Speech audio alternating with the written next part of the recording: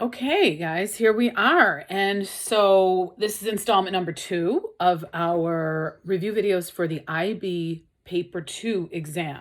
Last video you got was on Rise of Authoritarian States, Joseph Stalin. So this is Rise of Authoritarian States, Mao Zedong in China. So let's get started. Just like our last one, just like our discussion of Stalin, the background history here is not great, not a pretty picture at all.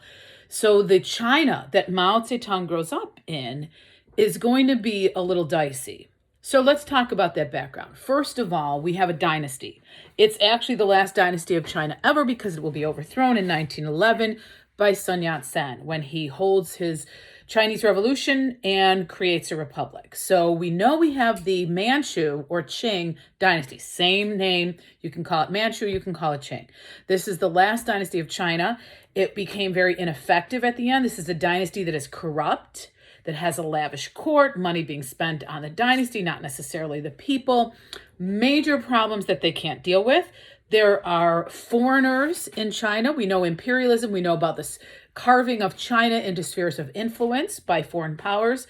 So the dynasty is unable to handle the foreign influence, imperialism.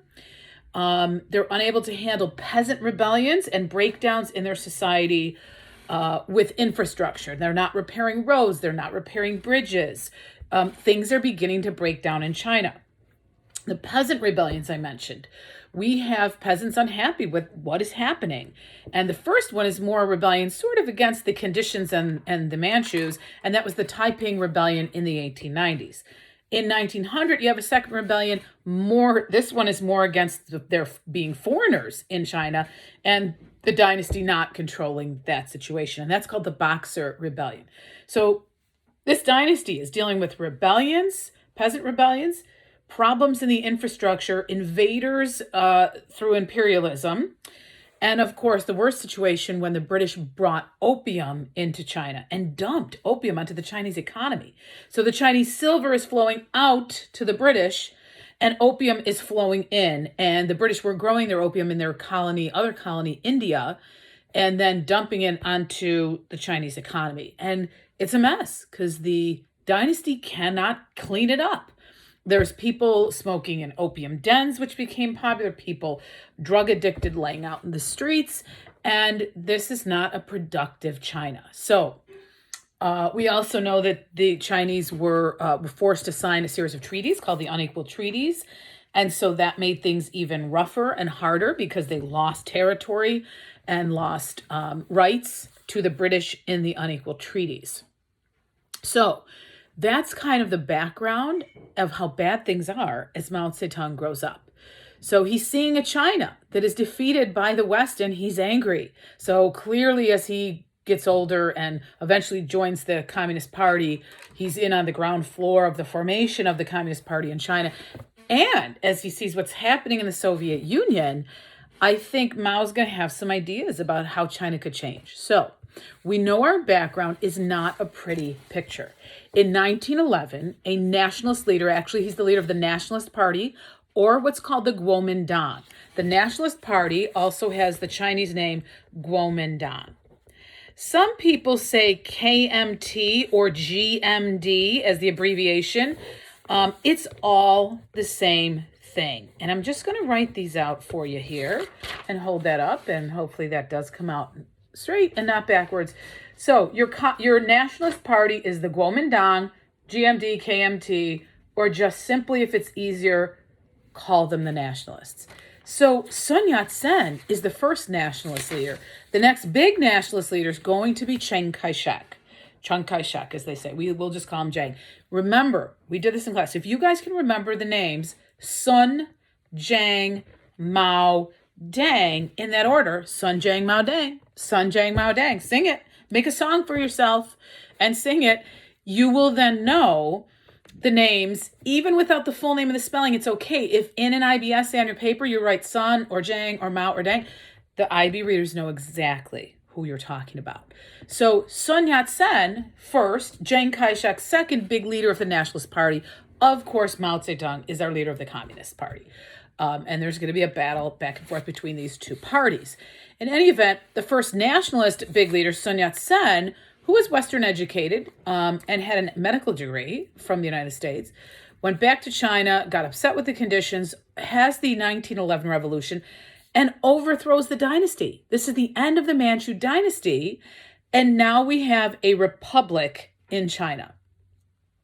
This was like great hope for China's future. Unfortunately, it did not last long. The republic only lasted a little longer than a year. Within a year, Sun Yat-sen was bounced out. Then there was another leader. Yuan Shikai became the leader of the republic. He failed as well. When the whole thing fails, this republic experiment fails. And it is sad because Sun Yat-sen had the three principles of the people: nationalism, democracy, and livelihood. And when you think of those three, you think, oh, this would have been great for China. It might have been China's first time to have a democratic government, but the whole thing went down, and then things got even worse because they slid then into this period of total anarchy. No central government. That central government that was the dynasty and then was Sun Yat-sen's nationalist government is falling apart, and so they fall into this period we call the period of the warlords. And so 1920s and into 1930s, guys, it's the period of the warlords. A warlord in every every province of China, and they're charging, fees for people to come through their territory. They each warlord has his own private army. This is totally a decentralized China and not one for progress and production to move ahead in their country and in their government. So period of the warlords, not good. We go from an incompetent, corrupt dynasty to a nationalist government that doesn't work to period of the warlords. And then following on the period of the warlords, we start to get a little bit of some semblance of a government in China. We get a little bit of unity and bringing China back together under a new nationalist government under Chiang Kai-shek. But again, one, it's not going to last long. Two, he doesn't have all of China because the communists are also forming at this time, and the communists are establishing their own bases. So what happens if you've got parts of China that become communist China and parts of China that are under the nationalists, and then there's the civil war between the two? It continues to be a mess. This is the background to early 20th century China. So let's get into what happens after the period of the warlords. We get into a civil war eventually between Mao Zedong and his Communist Party and Chiang Kai-shek and his Nationalist Party. Before we get into that, let's do a little background on Mao. Who is this Mao? Who is this Mao Zedong? Well, he is a peasant from Hunan province, and later on became a little bit of a higher, more prosperous peasant because he's definitely born into the peasant class. And then his father begins to gain more land. And eventually they're probably on the upper end of being called a peasant. So while Mao truly, truly does have peasant roots, he probably had a little more money in his background because of his father and a little more, maybe we say opportunity, but that came from him leaving his father's farmland. So he does not want to stick around. He does not want to do the accounts for his father as his father wanted. He wanted an education. Mao wanted to leave and strike off on his own and go to a university. And he did eventually. He left to go to 2 different schools. He ended up getting a teaching certificate. And then eventually he ends up at a pretty large university, but working, not really going to school there. And it's at that university that Mao begins to learn about Marxism. The librarian that he sort of became friendly with was teaching him about the principles of Marxism and Karl Marx's writings. So he sort of falls into that way. And eventually he's going to begin attending meetings, and Mao will be on the ground of the formation in the beginnings of the formation of the Communist Party. He's one of the founding members. Now, at this time, he is certainly not a leader. He is not the head in any way of that group, but he's there for those discussions. He's still a young man. He's now part of the party. He's also watching what's happening in the Soviet Union. And, guys, the Soviet Union had created a brand new country. They had ousted their old feudal economy and lifestyle. And that's what Mao is looking for to happen in China. They're still feudal in China. They had the dynasty right up to 1911. He is looking for those same kinds of changes. So this is a person who can speak like a peasant, look like a peasant, and he captures the hearts of the peasants. When he begins to meet with them and begins to recruit them into the Communist army, Mao will absolutely have the peasants in the palm of his hand. Guys, I have to say, these peasants would have followed, and they did follow Mao through just about anything. When we get to the Long March, you will know that for those guys not to ditch the effort and follow Mao through the Long March, these are some dedicated people and dedicated peasants and soldiers who will follow Mao to the ends of the earth if need be. So he begins to build his army, and he's got rules. Do you remember the rules of conduct for the Chinese army, the PLA, People's Liberation Army? Some people just call it the Red Army, Mao's communist troops. He begins telling the soldiers, listen, we are moving throughout China, which means we're living off the land. We can't carry enough in our backpacks to live for 3, 4, 5, 10 years out on the move. We're going to have to be stopping, and we're going to have to be living off the land.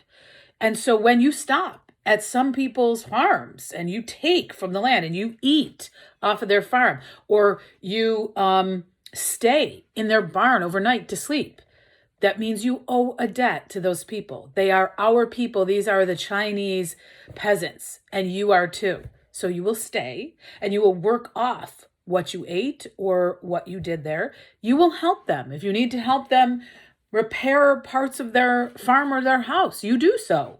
If you need to stay and help with the harvest, you do. And you later will catch up and find the army and catch up with us. He expected them to repay those debts.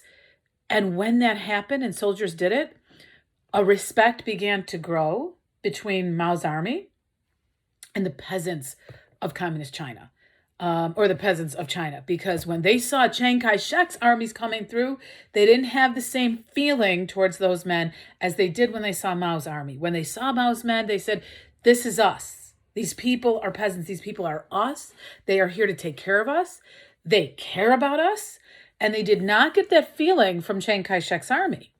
In Chiang Kai-shek's army, you could easily move up in the Nationalist Army ranks by bribing to get ahead, to get, become a lieutenant. And in Mao's army, it didn't work that way. According to Mao, you worked and you got what you got by merit. So there's a very big difference in how these two armies are perceived by the Chinese people.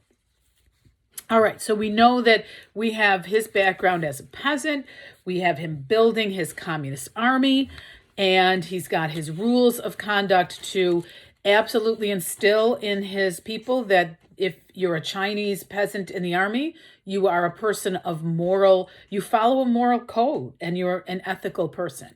So that was out there. Eventually, Mao, with his army, actually created a base. And he'll call that base a Soviet. Remember from our last video, the word Soviet means workers' council. It wasn't quite a workers' council when Mao created his first Soviet, but he called it a Soviet because that's communist language, and he wanted it to look like we have our first formation of communist China right here. We may not have the whole nation, but we've got one province, and that province was Jiangxi. It is called the Jiangxi Soviet, and it's kind of southeast in China. On the map, if you were looking at the map, that big province of Jiangxi, Mao had it. He had control of it. And he began to say, this is communist China. We are now communist China. And from here, we're going to expand, get other territories, and eventually we will have all of China. At the same time, Chiang Kai-shek, who is the leader of the Nationalist Army, long after Sun Yat-sen had passed away, Chiang Kai-shek is having none of that. He's got another China, a nationalist China united. And he doesn't have Jiangxi province, of course, because Mao has that. But Jiang is on the move to wipe out more warlords and add more Chinese territory to his nationalist government. So it's kind of weird. We almost have like two Chinas going here. The Jiangxi Soviet, communism, and then we've got the nationalist territories belonging to Chiang Kai-shek. Chiang began to understand that he had to defeat Mao if he wanted control of all of China. And so he becomes quite brutal. There, every time and any time he found groups of communists, he treated them very poorly. Chiang would massacre the Chinese communists whenever he found them. In fact, there are legendary stories of him beheading Chinese communists and putting the heads in baskets and setting the baskets, hanging the baskets around various towns and cities as a message to the people. This is what will happen to you if you join Mao's army, so don't do it. Stay with the nationalists. So he is going to go after the communists with a vengeance.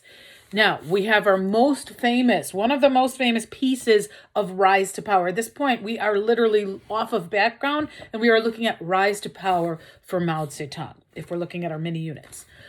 In Rise to Power, one of the biggest stories is, of course, the Long March. I hope you remember the Long March. This is where Chiang actually goes after Mao and the communists, and he chases them. So Mao is on the run. He realizes at this point they can't stay and hold their territory any longer. He is completely aware that Chiang Kai-shek will wipe them out, and this will be the end of the communists right here. So he's got to escape. So he takes what's left of his army, and he goes on the move, and his plan is to go through China all the way up north to a base that's kind of close to the borders of the Soviet Union. He's going to go up to an area called Yan'an. Going to become famous for the brand of communism that Mao forms up there. He will literally up there create what we now call Maoism. He's going to make some changes when he gets there and rebuild his party and rebuild the notion of what it means to be Chinese communist. So that word Yan'an is going to become really big in a few minutes. But right now, we're still on that Long March. He is on the move across the territory. Guys, the Chinese physical landscape is rugged. These soldiers following Mao have to cross bogland, rivers, desert area, and several, not one, several mountain ranges. This is a 6,000-mile trek across China to get up north, and it's really a miracle at all that any of them survived. Of course, the numbers were pretty bad. He started out with over 100,000 soldiers. He ends up with literally, I don't remember the exact number. We got to look it up, but, way less than 10,000 soldiers. So quite a few have died on this journey. And at one point, finally, Chiang Kai-shek gives up. He's like, oh, they're going so far up north, it's not going to bother us. We'll do our thing down here. We'll reunite China and centralize it. And he's not worried about Mao any longer. He's probably thinking, well, they're done. They're gone. Little does he know that when Mao has escaped him and goes up to Yan'an, he's going to be working quite hard up in Yan'an to get ready to recruit more people and get ready to come down and for the last time finish off Chiang and become the new leader of China. That's his goal. And we all know that he does exactly that. So as we end up discussing Long March, let's just make sure we understand how important this is. Guys, this is a movement of mythic proportion. It was in itself, by the way it happened. And then, of course, as the stories were told over the years, the Long March becomes legendary. And what it becomes is really a symbol. It's a symbol of what it means to be. It's not just an event that happened. It's a symbol of what it means to be a Chinese communist. Mao will use this story forever after in his leadership, in his reign over China. He's going to say, hey, don't you remember the Long March? Remember what we did there? Look at how we defeated the nationalists. Look at how we rebuilt ourselves. Look at how we conquered. He will use the word. We conquered Mother Nature. We conquered the physical, landscape of China. This is huge, how he's going to use and talk about what he did with the Long March. It solidified his leadership. If there were still, and there were other commanders in the Communist Army who were still vying for maybe who would be the top leader, guys, there is no question that by the end of the Long March, and really along the way, middle of the Long March, it is clear to everyone that Mao Zedong is now the true leader of all communist troops in China. Those other guys who may have had split off armies along the Long March, because it's not one group, it's several groups who split off and worked their way to get up north. They're all sort of out of the running by the time this ends, and everyone knows it's Mao. So let's move on and talk about Yan'an communism. Taking a break to drink my Tim Hortons coffee, because it's early morning, Sunday morning, and I got to have my coffee while we talk about Mao.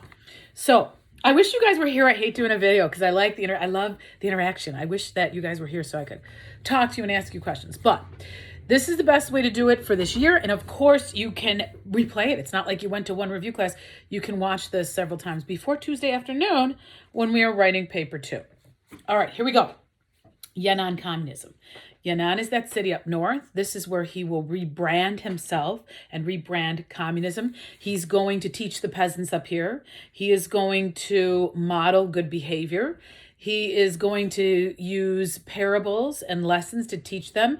This is where, and we read it in class, he shares that fable, an old Chinese fable called Old Fool Who Moves Mountains. Do you remember this? That story of the old fool they're gonna dig away the mountains, get rid of all the mountains so that he can have a straight route to go where he wants to go and he doesn't have to circle around the mountains. It's a silly story. It's an old ancient parable, but of course, the meaning in there is, you know what? If there's two mountains blocking our way, we're strong enough. With all of us together, we can work to clear the path, clear the mountains out of our lives and get what we want because we have numbers. There's so many Chinese. Mao's trying to tell them with this parable. We have each other, and when we work together, we can do anything.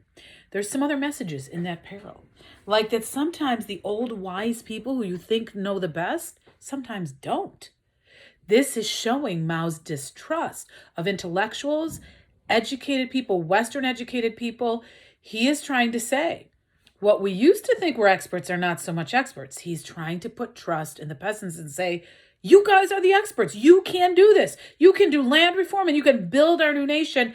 This is a way for Mao to say to the peasants, don't think you're nothing. Don't think you're uneducated. Don't think that everyone else out there will lead you. You will be the next leaders of China. So him sharing these kinds of parables, really important. Don't forget that story of Old Fool Who Moves Mountains. It's a real lesson to the peasants. While he's doing that up there in Yan'an, he's recruiting people into the army. He's holding rectification campaigns and struggle sessions. This is where the peasants are taught, listen, you got to air your mistakes. You have to stand up in front of the party and say what's on your mind and where you've had bourgeois thinking. You have to get it out and apologize for it and move on. And we're going to forgive you. We're going to forgive you and we're going to help retrain you and remold you. And everybody's doing this. So it's a purification aspect that's going to make us all better, pure communists in the end. Now, we all know that's the ideal of a rectification campaign or a struggle session. But the truth is, while up in Yan'an, we had another event called the Yan'an Terror. And the truth is, while he's up there, he is also wiping out any opposition to his ideas and his party. So there is literally a terror. The first terror or purge is happening in Yan'an long before Mao ever gets to be the full leader of China. Anyone who was disloyal got purged. There were executions of people up at Yan'an. So we have this kind of mixed story of all these great things that Mao's doing to build a new society. And at the same time, we have the terror going on and people are being executed.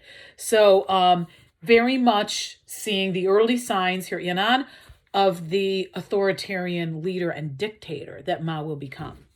All right, so he's building up support. He's teaching the peasants. He has an idea up here called the mass line. I think you guys remember from class, the mass line is this idea where he says to the peasants, listen, there'll always be, doesn't matter how many of us are, doesn't matter how big our nation is, there will always be direct communication between you and me. And you can send ideas up through this mass line, send it up. Put it to your local party cadre and then put it to the local party chief and then it'll go up to the provincial chief and then eventually it'll get to me and my people and we'll consider your idea and I'll send a message back down to you.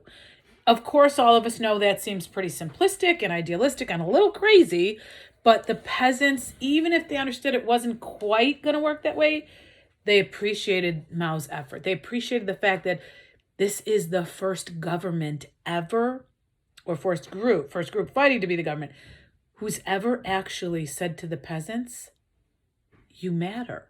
You actually matter, and you actually are the Chinese nation. They didn't hear that from Chiang Kai-shek. They didn't hear that from the dynasty, the Qing or Manchu dynasty, because they had never heard that. They've been working for centuries on other people's land. And here this Mao shows up and it's like, whoa, we can do this. We can build a new China. This is exciting stuff for them to hear. So this is all going on up there.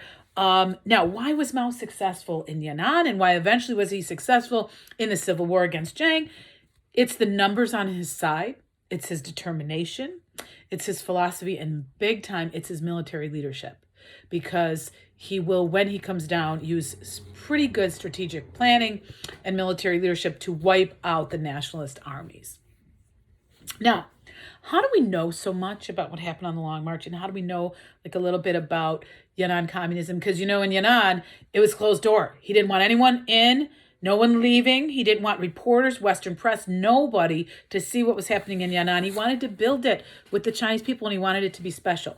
But we do know a little bit about his philosophy before his writings got out, and about what happened on the Long March, because there was a Western reporter by the name of Edgar Snow, and Mao allowed him to travel with them on the Long March. So along the way up to Yan'an, a couple times, Edgar Snow held an interview with Mao and recorded things. And so his book that he wrote gave the Western world a lot more information on Mao that we did not have prior to that. So might want to plant the name Edgar Snow in the back of your mind. Just kind of an interesting piece. Maybe I could refer to historiography a little bit, that this is how we learned some of Mao's early philosophy. Now, when Mao comes down from Yan'an, there's going to be an all-out civil war between Chiang and his nationalists and Mao and his communists. And it's going to be a nasty fight. It's going to go on literally at the end of World War II. Your Civil War period is 1945 to 49. Prior to that, during the middle of World War II, I have to tell you that the nationalists and the communists have dropped their disagreements with each other and actually fought together. We call it the United Front. They did that twice in the 30s because they were invaded by the Japanese. When their neighbors, the Japanese, came into China, both Mao and Chiang understood, we'll never defeat the Japanese if we are not together. And so the United Front, they were able, because of an outside enemy, to drop their disagreements and work together. And then after that was all over, and World War II ended and the Japanese were out of China, immediately they went right back into their fight. And we have, from 1945 to 49, an all-out civil war between Mao and Chiang. Okay, this is all still part of Rise to Power, guys. And I didn't mention the date before, but just so you know, and you can go back into your notes, you have the notes of my review class. Maybe you want to put the date 1934 on the Long March, because I didn't mention that before, but we have our date 1934. So, Civil War happens between 45 to 49. On October 1st, 1949, Mao is in the capital and announces this brand new country, the PRC, the People's Republic of China. And so now we are done with Rise to Power. He is fully in power in 49. We are now moving on to what we call Consolidation of State. If you look on your notes, you have PRC, Consolidation of State. What are the first things he does? Well, guys, it's communist government. All the things you would expect. He's going to nationalize businesses and industries. Nationalization is a different word than nationalism. Nationalism is like that patriotism, love for your country. Nationalization is when the government takes control of all businesses and industries and puts them under central authority. Also refers to a central planning agency that plans out the economy. In the Soviet Union, it was called Gosplan, Gosplan. In China, there won't be a particular name, but it will be the Chinese government that's planning the economy. Okay, so we have the nationalization of businesses and industries, and the biggest task, the number one task when he gets to power, is the land reform campaign.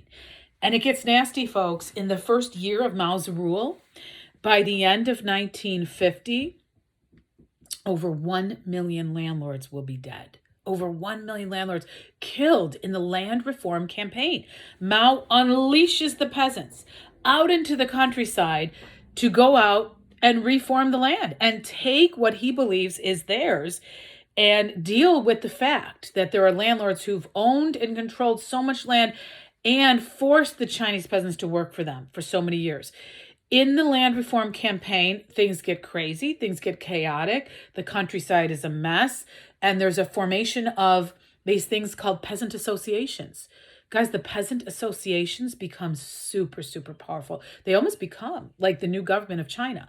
Mao says in his writings, you have read 2 sets of the works of Mao Zedong. That's all, they're in the live binder. Those are all of the writings and beliefs of Mao. He talks in there about what the peasant association's job is, and it's to handle anything in the countryside, any dispute, even if it's a marriage dispute. If people have trouble in their families or trouble with a neighbor, it goes really not to some court. It goes to the peasant associations. It's like the peasant associations are running the land reform campaign. They're also becoming like the court system of China. It sounds funny, but that's the trust that Mao placed in his peasant associations in the countryside. In some areas, things went a little better and a little, well, more well planned, and in some areas they did not, and there was total chaos, and landlords were killed. In some of those works of Mao, we read philosophy by him, like things like he had one essay called "It's Terrible or It's Fine," and he was talking about what's happening. Is this really terrible in the countryside, or is this fine? And he justifies what's happening, and he says, "Listen, we have to write this is the language of Mao. We have to write a historical wrong. When a wrong has been happening, and it's been happening for centuries, there is just some nastiness that's going to occur, and we have to deal with that, because the Chinese peasants have to go out and take on their destiny. They've got to fix a China that's been messed up for centuries." So he uses those words. We sometimes have to right a historical wrong, and it might not be pleasant, but it's okay. It has to be done. So the land reform campaign is happening. The countryside is kind of in upheaval, and the peasants' associations in every province are gaining and gaining more power. So, among his first policies as he's in power, he begins to change things socially. There's a few laws that are passed right away that change things for the role of women. We'll get to the role of women later on, but just quickly I'll mention here some of his first changes. Bring a measure of equality between the sexes in China, and old customs, things like child marriage, arranged marriage, foot binding. These things are all go by the wayside. Mao says no more. These things are from old China. We're building new China. I need all my people. He's saying I need men and women together to work. Our collectives or communes, they will be called. We call them collectives in Soviet Union, communes in China. He says, I need everyone to work. I need everyone to build the new China. Remember his phrase, a quote from Mao Zedong. Women hold up half the sky. It's a nice little bit of his philosophy, too, to show we really are going to have equality here between the sexes. Now, later when we talk about women, just a reminder that didn't quite happen politically in China, but socially, things changed. Now, another big thing that he begins right away as he's establishing his rule, and this is definitely part of Consolidation of State, Mao has, it's definitely his philosophy, he has these things called mass mobilization campaigns. A mass mobilization campaign refers to just the fact that he puts out some big idea and he wants all of China, huge groups, to get on board with this idea and start fighting and marching and doing whatever they have to do to make this thing happen, or to show their anger at something else or someone else, like the United States. So these big mass mobilization campaigns keep happening throughout Mao's reign. Two of the biggest. Great Leap Forward is a mass mobilization campaign. So is Cultural Revolution. But early on, we have a few, like the Resist America, Aid Korea campaign during the Korean War. It's Mao telling the people, we've got to get out there and show our support for the North Koreans and show how angry we are at the imperialist Americans who invaded Korea.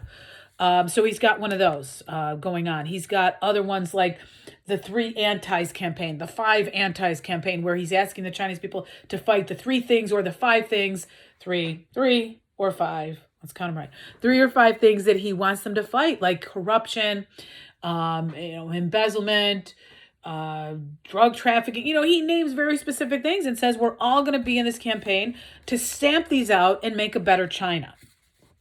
So this is all happening in the beginnings of his reign. And of course, a big one I would be remiss if I didn't mention, in 1957, his 100 Flowers Bloom campaign. The 100 Flowers Bloom campaign is where he starts with that phrase. He says, let's let 100 flowers bloom, 100 schools of thought contend. The meaning behind that phrase is to say, I want people to be able to feel free to talk and criticize and point out where we've gone wrong as a Communist Party. Let me know what you think. You have a little criticism and maybe we can fix it and make things better. That's how he kind of advertised the campaign of 100 Flowers Bloom, but we all know the result. Unfortunately, as the Chinese took what Mao said and took it to heart and started writing out all their criticisms. The big, we call them character posters. There's a word for it in Chinese that begins with D. It's like Doubaizhen or something. It's that we call them character posters. They would write out these huge, banners that could hang from the side of a school or the side of a building. And people would stop working for days, and kids would stop school for days, and they'd work on their character posters, and then they'd hang them. When Mao began to see the amount of criticism that was unleashed by him letting this 100 Flowers Bloom campaign go, he was shocked. He was shocked, and immediately it went from 100 Flowers Bloom into what's called the anti-rightist campaign. And all those people, he picked them up. People were arrested. People were sent to camps. People disappeared for a few years before they came back to their families. They were arrested for being a rightist, which means if you're too far right, you're against our revolution. So you are definitely going to suffer for being against our revolution. So the 100 Flowers Bloom campaign. Just to do a little background historiography for you, just so you know this, some historians have speculated that the reason Mao unleashed the 100 Flowers Bloom campaign was because right the year before, in 1956, over in the Soviet Union, Khrushchev, remember this? Nikita Khrushchev did his secret speech. His secret speech was tearing down the legacy of Joseph Stalin. It was not just the secret speech, it was the de-Stalinization speech. And Mao heard about that and said, oh my God, if they can do that to Stalin's reputation, Stalin who built the Soviet Union, what would happen to my reputation someday when I'm gone? And he didn't want that to happen. He wanted to maybe soften his leadership just a little bit and make it look to the Chinese people in the world like, hey, I'm open here. My people can talk. My people can criticize. So there is some, I guess we can't prove that, but some historians believe that Mao's 100 Flowers Bloom was a reaction to the secret speech by Khrushchev in the Soviet Union. Could be. Others believe, there is some speculation by historians that the whole thing was planned from the beginning, that Mao didn't honestly and openly say, well, let's let, things have been going so well, let's let people talk a little and criticize a little. Some historians believe he did the whole thing on purpose to find the rightists, to hunt down those who had criticism and snag them up and send them off to jail or camp or, a work camp or whatever. Kind of up for you to how to play with that information, but I just wanted you to know there are various historiographical debates about the reason he unleashed the 100 Flowers Bloom campaign. Now, we're still under consolidation of state, but it's also kind of economic policy. Let's take a look at the next really big mass mobilization campaign, the Great Leap Forward. So from 1958, it's on your notes from the review class notes. 1958 to 62, we have the famous Great Leap Forward.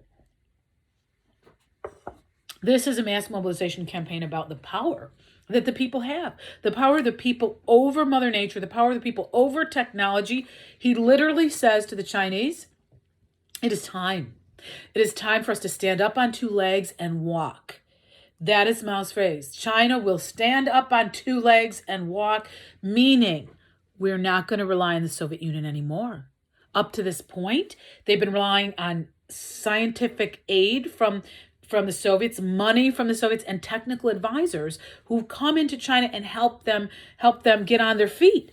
But now Mao's become angry with the Soviet Union by this time, 1957, 58. And there's actually going to be the SinoSoviet Split, where they each go their own way. And part of that split is when he says, we can't rely and lean on them anymore. We have to build our own China. And so he unleashes the Great Leap Forward, saying we're going to stand up and walk on 2 feet. We're going to take industrialization into our own hands, and we are going to reject the modern technology that maybe the Soviets are pitching to us, and we're going to just, with our peasants in our peasants' hands, we're going to make industrialization happen. So while people are expected to be out on the communes farming, they're also expected to be behind the commune after hours making steel. Remember the ridiculous story of the backyard furnaces? Guys, Mao told the people, we'll create these little backyard furnaces all over China out on the communes, and you guys can produce steel. But as we know, Chinese peasants, they know agriculture, they know the land, they know how to farm. There's not a whole lot of expertise here concerning steel making, and so things go terribly awry. The peasants were throwing things into the furnaces things, pots and pans and woks and things from their door, door handles, whatever metal objects they had in their house were being thrown into the fire. And all it made was scrap metal. The hundreds of thousands of piles of scrap metal that were building up, and the government knew. They said, this stuff is worthless. We can't use this stuff. This isn't real steel. And they told Mao. Advisors told Mao, and Mao said, hopefully you remember this from class, famous quote from Mao, well, we can't stop them now. We can't dampen their revolutionary spirit. The peasants believe they're helping China, they're helping me.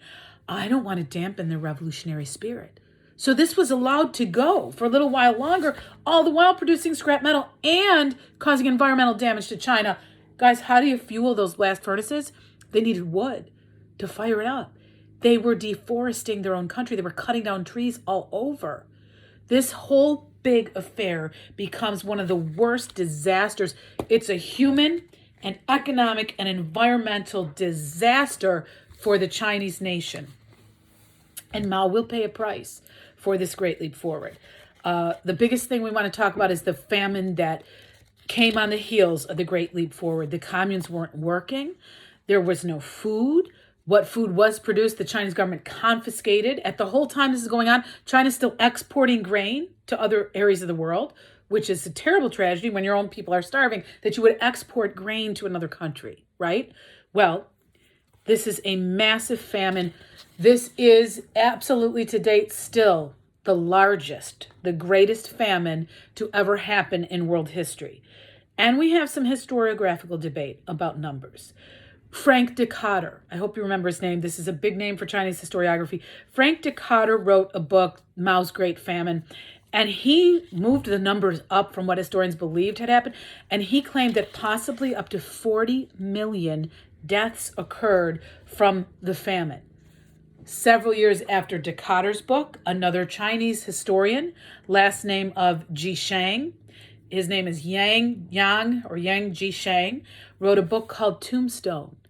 And this was different than Decatur's book. Decatur's book, Mao's Great Famine, was more political, where Jishang's book is more social. He was Chinese in origin, so he traveled across China and he began to talk to so many people out in the villages. Guys, he got the real raw stories of the people saying, well, during the famine, this is what my grandparents did. This is what my neighbor did. I saw my neighbor kill her children to eat her children. There was cannibalism. Like, those stories came out. Frank Decatur didn't get all those stories.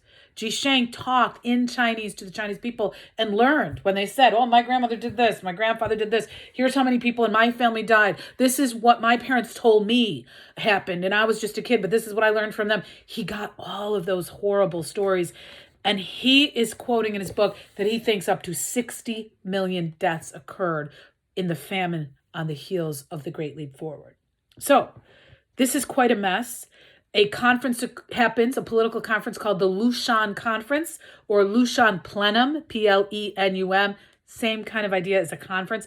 But at this Luchon Plenum, Peng Duai, who was a politician at the time and a leader in the army, Peng Duai actually was the only Chinese politician during the conference to challenge Mao. And he said, he wasn't challenging his leadership, but he said something went wrong here. And Peng Duai brought out the criticism about the Great Leap Forward. And he said, people are starving in the countryside. This is happening, this is happening, this is happening. He brought the information out, even though they all knew the information. And he is saying, we need to make some changes.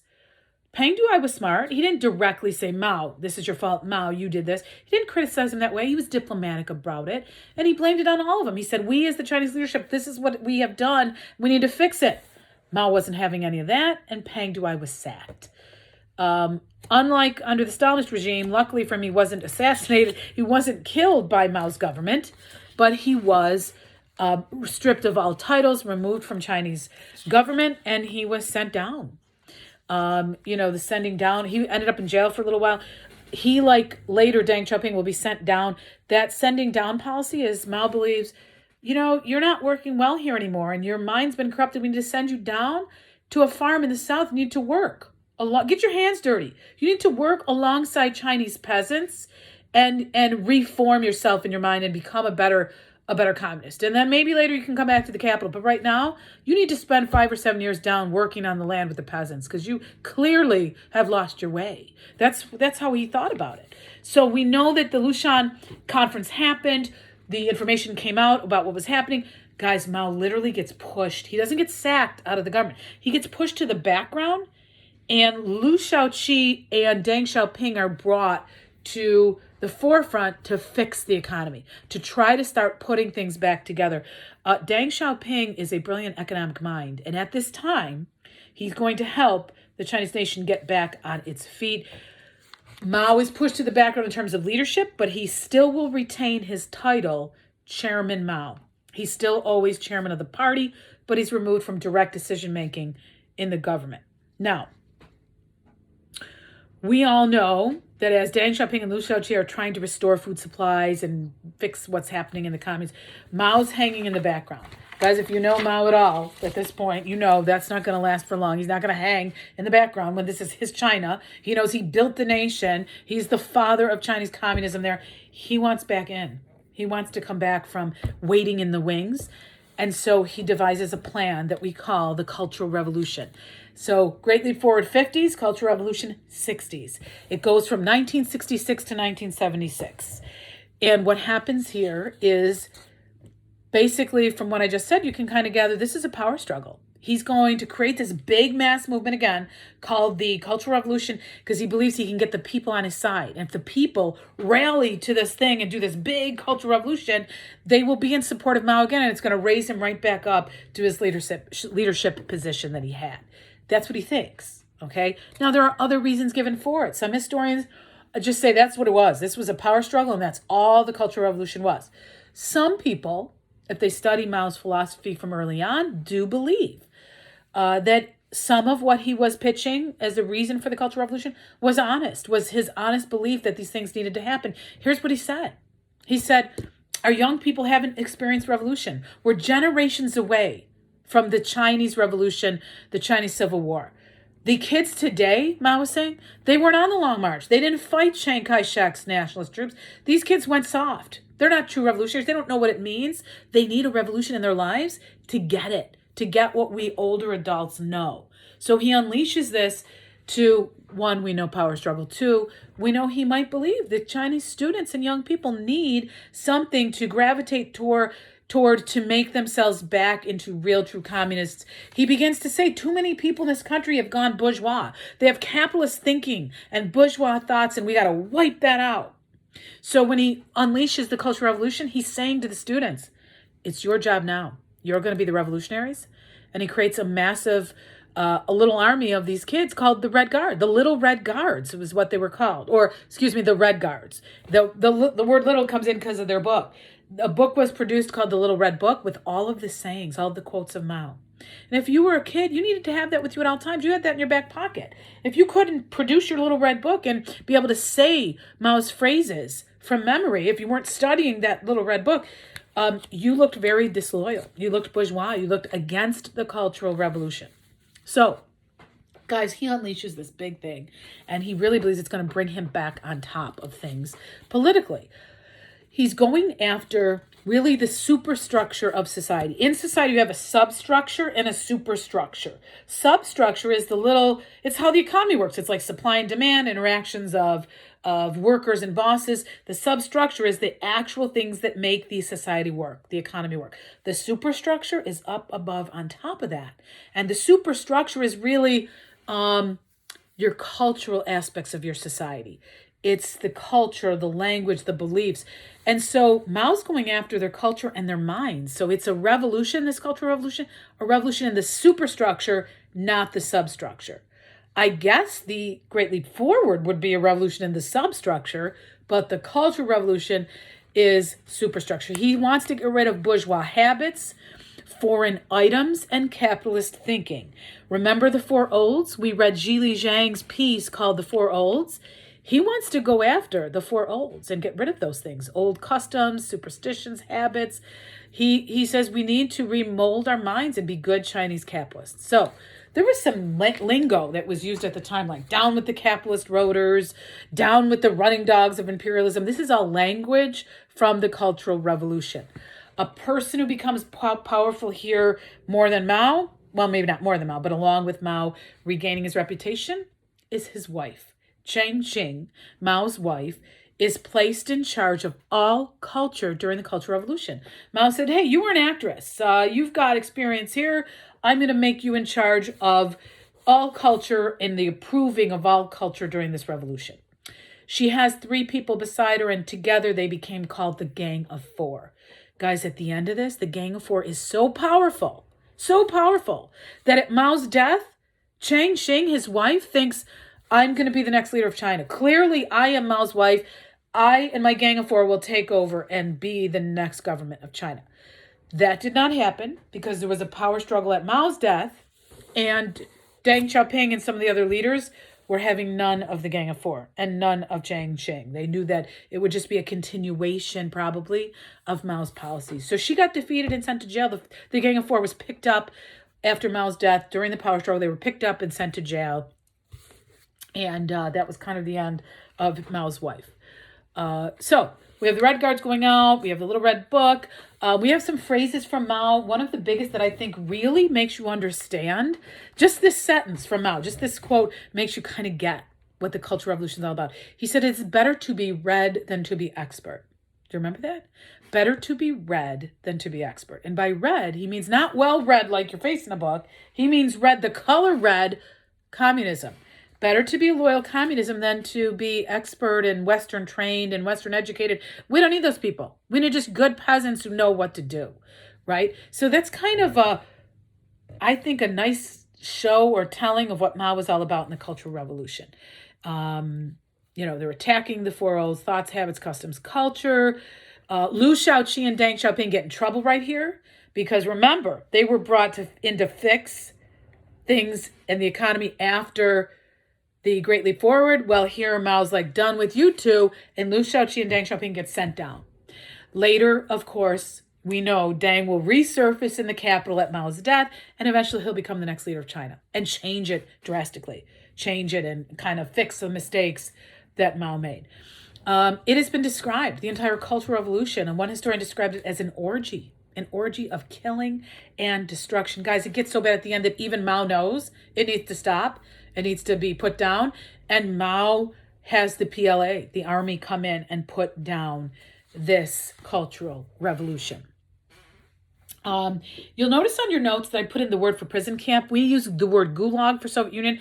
The word logai is actually the Chinese term for the prison camp network, where up to 10 million people were imprisoned in a given year during Mao's reign. So at the end of the Cultural Revolution, we know, or like kind of right during the end, we know that there's the rapprochement between the United States and China. And I won't go over that because we got it in Cold War, but you remember seeing some footage from the Nixon Library on the Nixon visit to China, when U.S. politicians actually went and met with Zhou Enlai, who was the premier, and with Mao, and actually brought, for the first time, a relationship together between the United States and Communist China. The first time that the U.S. will actually acknowledge that Communist China exists. So let's wrap up. I know we've been gone, we're going 53 minutes here, getting long. Let's wrap up our two last topics that we did for even with Stalin, we're going to do with Mao. Status of women, status of ethnic minorities. Status of women I got into a little bit, so just quickly we'll say the truth is in Communist China, women did gain a measure of equality that we didn't see happen in many other countries. Divorce became legal. Women could get a divorce. They could own land. They could get an abortion. He got rid of foot binding. He got rid of arranged marriages. He got rid of child marriage. These new freedoms that came to women in the new China truly did make a difference for women in China. But remember, that's more social and economic wise. Truth be told, both Soviet Union and China, both together, we have to say if we're looking politically, there's not a whole lot of change. The percentage, only 13% of women in Chinese Communist Party membership during Mao's time. Maybe today that's a little different. And we have some women in the upper echelons, but even still today, 2021 in China, we haven't seen a woman ever in charge of the Chinese nation. There might be some high up, but it's not a high number. So they may have taken some steps economically and socially, politically, not so much. Also, there's the discussion, we talked about this a little with the Soviet Union. In China, with the communes, women got some freedoms because they didn't have to cook for their families and take care of their families. Mao's concept of the ideal commune was that children were raised by the commune. Everyone's children on there belonged to everybody, and you helped out where you could. And there were nurseries for the children where women could go out and work on the land. There was a mess hall, kind of like an army mess hall setting, where people had the job of cooking, and people would go in and eat dinner together, sitting at big tables like a mess hall. So that was another measure of equality for women, where they could work with men and not have to worry about their, taking care of their families or cooking or cleaning for their families. They did not have to worry about that. Problem is, not all Chinese and not all Chinese women like that. What happened is they lost their old family units. Traditional family values went by the wayside when Mao did this with the collectives or the communes. So the family unit broke down, and some Chinese think that was not a great legacy. So status of women, like the Soviet Union, you got kind of a mixed bag there, okay? Ethnic minorities, our quick last topic. Guys, ethnic minorities in China suffered just how ethnic minorities suffered under Stalin in the Soviet Union.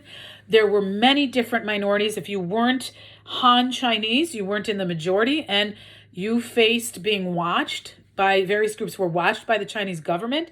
He had an eye out on those minorities because he was always afraid his leadership would be challenged. But the biggest story, if you're going to talk about ethnic minorities, is what happened with Tibet. The Tibetans were crushed. Tibet was an autonomous, independent region. And when Mao took over China, he takes Tibet, he sends the Chinese troops in, and by 1950, Tibet has been taken and annexed as part of the Chinese nation.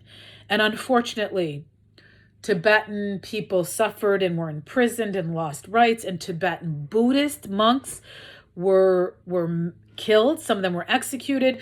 Buddhist monasteries were closed. Some were burned down.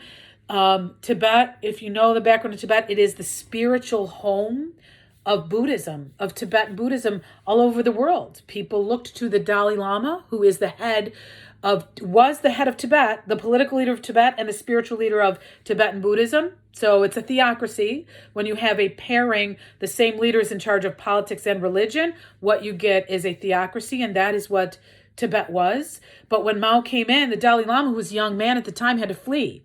And he went off to India, and still to this day, he has a Tibetan government in exile in India. And the Tibetan Buddhists have been suppressed, and the Tibetan people have been suppressed ever since. And some nasty policies like the Chinese moving Chinese people into Tibet each year, a certain percentage, so that mixing will occur, so that years down the road, they're thinking like 100 years from now, if you're there, you won't be able to tell who was Tibetan and who was Chinese. They're just all going to be Chinese because they're mixing. And so that was an intentional policy and program by the Chinese government to literally wipe out not only Tibetan people, but wipe out any thought of Tibetan culture and Tibetan religion. Some historians have used this term, cultural genocide, to state what Mao's policies were and what he was doing to Tibet. So, like the Soviet Union, minorities, Tibetans and other minorities in China were not well treated. Okay, folks, that's all I have for Mao and China. I think between these two, that's 2 hours. That's really 2 hours of material between the two videos. If you work with these two videos and your review packet and your other things in your notebook, you will absolutely, I guarantee you guys, you will be ready for paper 2. There's not any doubt in my mind that we are now ready for paper 1. And after a little more review, ready for paper 2. And I know you have Mr. Welgus's videos and you're getting ready for paper 3. I will see you all soon. Bye.